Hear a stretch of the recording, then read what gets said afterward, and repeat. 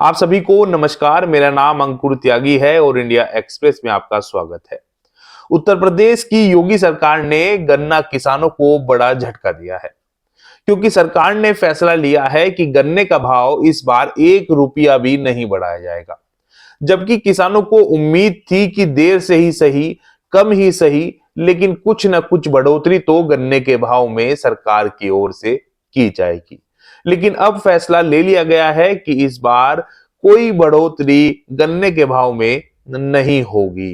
किसानों को पिछले पेराई सत्र में जो भाव था उसी के अनुसार पेमेंट किया जाएगा।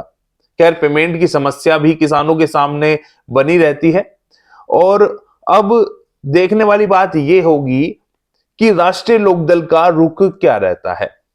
एक तो जब राष्ट्रीय लोकदल का गठबंधन भाजपा के साथ हुआ था, तब पार्टी के मुखिया और अब केंद्र में राज्य मंत्री जयंत चौधरी ने लोकसभा चुनाव के दौरान कहा था कि गन्ने का भाव 400 पार, यह नारा दिया गया था। लेकिन जयंत चौधरी का भाजपा से गठबंधन होने के बावजूद गन्ना किसानों को कोई लाभ नहीं मिला है। पिछले दिनों राष्ट्रीय लोकदल के विधायक मुख्यमंत्री योगी आदित्यनाथ से मिले भी थे और गन्ने के भाव बढ़ाने के मुद्दे पर भी बातचीत की गई थी। साथ ही कुछ दिन पहले ही मुख्यमंत्री योगी आदित्यनाथ बागपत में आए थे।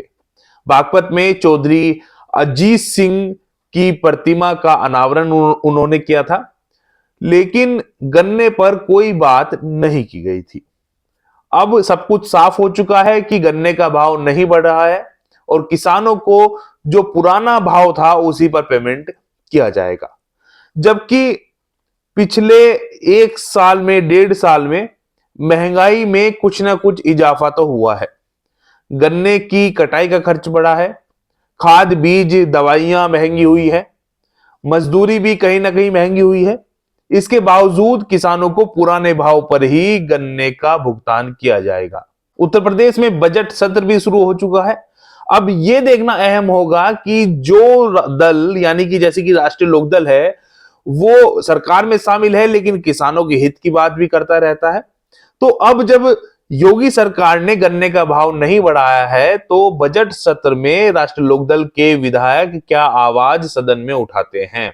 क्या वो सरकार को किसानों के मुद्दे पर किसी न किसी रूप में घेरते नजर आएंगे या फिर चुप्पी साधे रखेंगे? गन्ने का भाव न बढ़ाने के मुद्दे पर देश के बड़े किसान नेता और भारतीय किसान यूनियन के राष्ट्रीय प्रवक्ता चौधरी राकेश टिकैत की प्रतिक्रिया भी आई है। हम आपको बताते हैं कि वो प्रतिक्रिया क्या है। साथ ही आपको ये भी बताते हैं कि गन्ने का भाव पिछले सत्र में क्या था और किस दर पर ही किसानों को भुगतान किया जाएगा।